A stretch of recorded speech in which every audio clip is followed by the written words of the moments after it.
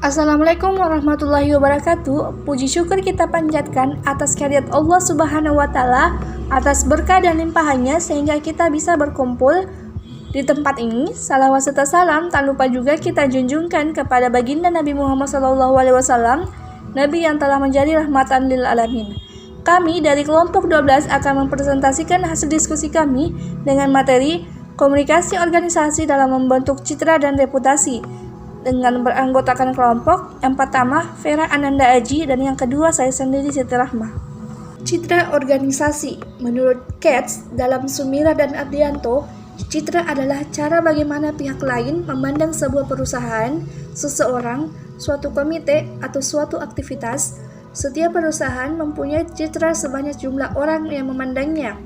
Berbagai citra perusahaan datang dari pelanggan perusahaan, pelanggan potensial, bankir, staf, pesaing, distributor, pemasok, asosiasi dagang, dan gerakan pelanggan di sektor perdagangan yang mempunyai pandangan terhadap perusahaan.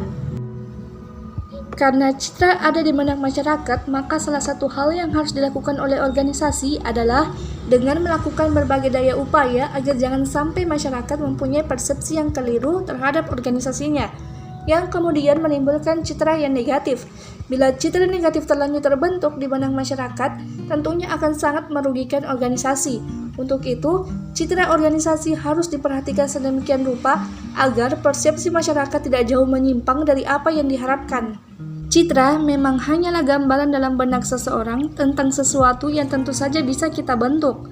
Tetapi, gambaran yang kita coba bentuk itu haruslah sesuai dengan kenyataan atau realitas dan tidak boleh dilakukan upaya pembohongan. Misalnya, sesuatu hal yang sebenarnya tidak baik digambarkan menjadi baik.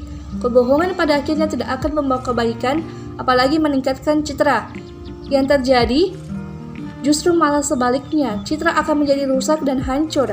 Jadi, citra atau image adalah realitas, oleh karena itu pengembangan dan perbaikan citra harus didasarkan pada realita. Menurut Sumira dan Ardianto 2004, efek kognitif dari komunikasi sangat mempengaruhi proses pembentukan citra seseorang. Citra terbentuk berdasarkan pengetahuan dan informasi yang diterima seseorang.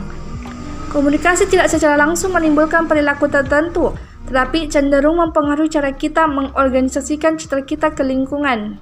Reputasi organisasi.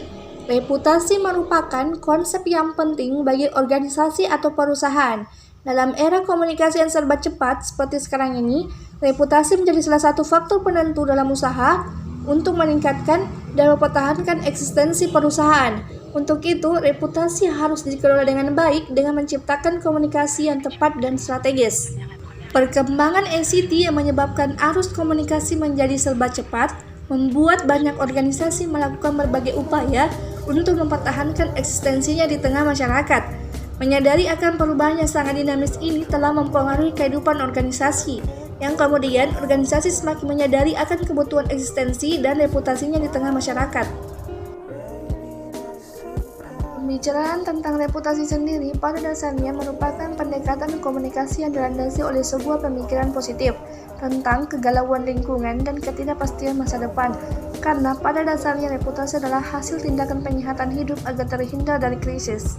Baik, saya akan melanjutkan penjelasan dari Saudari Siti Rahma. Andrew Griffin dalam bukunya New Strategies for Reputation Management menyebutkan bahwa ada 3 hal dalam menguasai manajemen reputasi. Yang pertama, menguasai krisis manajemen. Maksudnya, menguasai cara mengatasinya dengan efektif, yaitu menguasai manajemen untuk menyelesaikan krisis dengan cepat dan efektif sebelum melakukan pencitraan. Yang kedua, menguasai isu manajemen. Maksudnya menguasai masalah paling krusial yang menjadi tantangan manajemen. Dalam hal ini perlu menguasai akar permasalahan, bukan pencitraan bahwa manajemen mampu menyelesaikan masalah. Yang ketiga, menguasai kekuatan CSR. Dalam hal ini organisasi hadir di tengah masyarakat, yang mana organisasi pertama-tama memberikan pertanggungjawaban atas kehadirannya. Selanjutnya, saya akan menjelaskan tentang 3 pendekatan konsep dalam manajemen reputasi. Pendekatan yang pertama itu mencakup mengenai analisis reputasi, perencanaan strategis, stakeholders relation, pemantauan media, pelatihan media, materi komunikasi, media relation, manajemen isu dan manajemen krisis. Yang kedua, pendekatan yang kedua itu mengenai bagaimana langkah yang lebih praktis dalam menjaga reputasi organisasi, yaitu mengenai penelitian untuk mengetahui persepsi dan sikap halayak terhadap organisasi. Membangun konsensus tentu nilai dasar dan tujuan organisasi antara manajemen dan karyawan, mengidentifikasi janji penjualan yang unik, dorongan pada organisasi yang dikembangkan secara internal dan eksternal, dan iklan maupun media relation dijalankan bersama-sama untuk menyebarluaskan pesan dan konsisten dan komprehensif. Pendekatan yang ketiga dikembangkan oleh Firman PR, lebih pada sumber daya organisasi dan penyampaian kepada publik, yaitu mengenai penelitian, positioning, penyesuaian pesan, dan strategis. Selanjutnya, saya akan menjelaskan tentang model manajemen. Model organisasi yang pertama, model Graham R. Dowling, menegaskan bahwa pertama-tama reputasi perusahaan merupakan masalah citra perusahaan bagi karyawan. Komunikasi internal dan citra perusahaan di kalangan karyawan dipengaruhi oleh kebudayaan organisasi yang berperan sebagai setting sosial secara keseluruhan. Budaya organisasi, keterbukaan, partisipasi, atau sebaliknya, ketertutupan sangat menentukan efektivitas komunikasi internal tentang reputasi perusahaan bagi karyawan sendiri. Karena budaya organisasi tersebut akan memengaruhi tidak cuma kejelasan dan pemahaman tentang perusahaan, tetapi juga keterbukaan karyawan untuk menyampaikan umpan balik terhadap berbagai kebijakan perusahaan. Selanjutnya, pemahaman dan citra yang terbentuk di kalangan karyawan itu akan menentukan efektivitas komunikasi lisan dengan segenap anggota konstituen di luar. Efektivitas komunikasi lisan ini pada giliran selanjutnya akan memengaruhi pembentukan citra perusahaan di kalangan kelompok kepentingan di luar itu. Dalam pembentukan citra perusahaan di kalangan kelompok luar, itu juga dipengaruhi oleh kebijakan formal dan dari perusahaan. Dengan begitu, citra kelompok luar diterpa oleh arus informasi yang berasal dari 3 sumber yang berbeda, yakni kebijakan formal, perusahaan media komunikasi pemasaran, dan komunikasi lisan atau interpersonal dengan persuasian dengan karyawan yang sudah mempunyai citra internal. Kedua, komunikasi formal kebijakan organisasi dan media komunikasi pemasaran secara tidak langsung juga mengalirkan pengaruh pada citra kelompok luar, yakni melalui citra karyawan.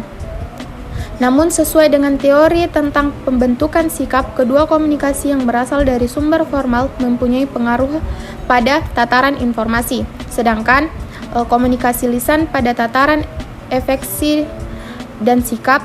Dengan begitu, citra karyawan, citra internal merupakan sumber pengaruh yang sangat penting, sehingga perlu mendapat perhatian yang serius dari pimpinan agar dapat memberikan pengaruh yang positif pada citra kelompok luar. Selain itu, perlu diingat bahwa citra luar tersebut masih dipengaruhi oleh jaringan komunikasi lisan, antar pribadi, antar konstituen di luar perusahaan, dan pengalaman dengan kualitas produk maupun layanan jasa di masa lalu, dan mata rantai distribusi barang atau jasa dari perusahaan itu. Singkat kata, citra organisasi di benak konstituen luar organisasi merupakan masalah kompleks yang harus ditangani secara cermat dan konsisten.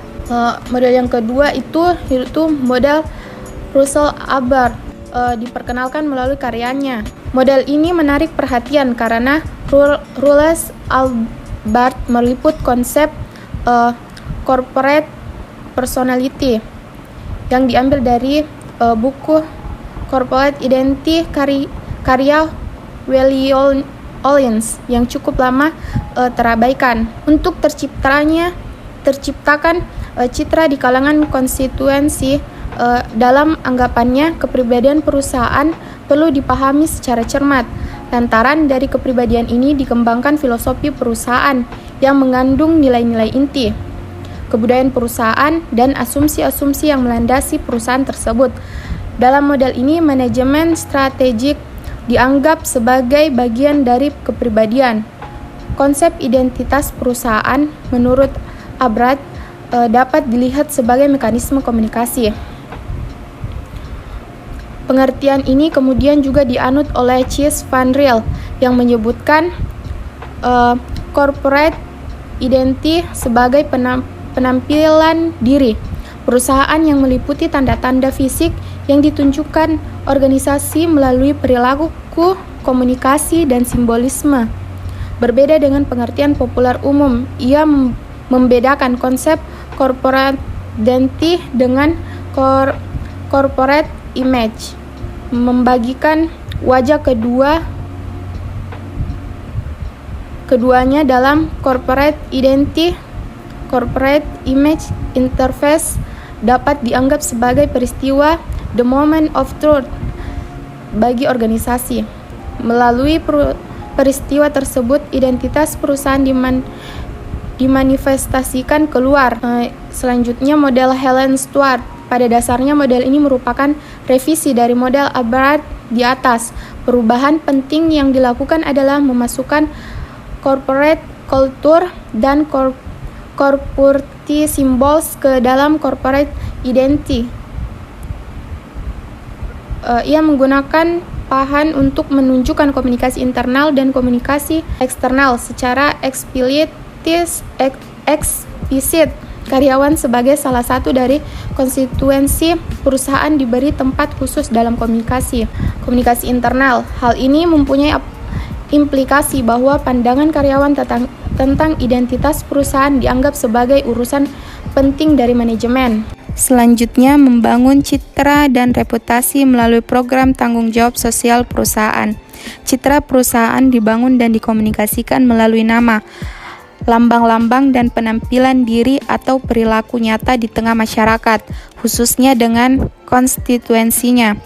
Istilah penampilan diri di sini dianggap penting untuk disebutkan karena konsep ini meliputi segala apa yang dilakukan maupun segala apa yang tidak dilakukan oleh perusahaan dianggap mengandung pesan dan makna yang diterima dan ditafsirkan oleh konstituensinya.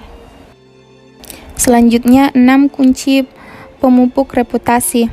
Reputasi merupakan hasil dari rangkaian interaksi yang kompleks dan bersifat multidimensional. Faktor-faktor kunci yang menentukan bobot interaksi tersebut meliputi 6 hal sebagai berikut. Yang pertama, efektivitas bersaing, yang meliputi kaliber manajemen, strategi pengembangan melalui research dan development, kesehatan, keuangan, dan lain-lain. Yang kedua, kepemimpinan pasar, yang menyangkut kepemimpinan industri, diferensi produk. Yang ketiga, orientasi pada pelanggan, termasuk kualitas unggul atau nilai yang sepadan, harga, punya komitmen pada pelanggan, dan citra yang jernih dan jelas. Yang keempat, keakraban atau kesayangan, tidak asing bagi pelanggan. Yang kelima, budaya organisasi, meliputi standar etika yang tinggi, tanggung jawab sosial, dan karyawan yang berkualitas. Yang kelima, komunikasi, termasuk iklan yang efektif dan sponsor peristiwa-peristiwa penting. Selanjutnya, reputasi nampak jelas bila terkait pada konteks perusahaan tersebut. Di Amerika Serikat dan Prancis, misalnya, faktor tanggung jawab sosial nampak menonjol terkait dengan kerelaan untuk membangun hubungan bisnis. Sebaliknya, kaliber manajemen dianggap sangat penting di Jepang. Selanjutnya, 8 kunci oleh tim pengasuh Fortune, sebuah majalah bisnis kenamaan di Amerika Serikat. 8 kunci ini kemudian digunakan sebagai tolak ukur untuk menentukan perusahaan unggulan dan meliputi hal-hal sebagai berikut. Yang pertama, semangat pembaharuan. Yang kedua, mutu manajemen. Yang ketiga, kualitas potensi karyawan. Yang keempat, kesehatan keuangan. Yang kelima, kebijakan pemanfaatan aset-aset perusahaan. Yang keenam, nilai investasi jangka panjang. Yang ketujuh, tanggung jawab sosial. Dan yang kedelapan, mutu produk atau jasa. Itulah tadi hasil diskusi dari kelompok kami. Kurang dan lebihnya mohon dimaafkan. Wassalamualaikum warahmatullahi wabarakatuh.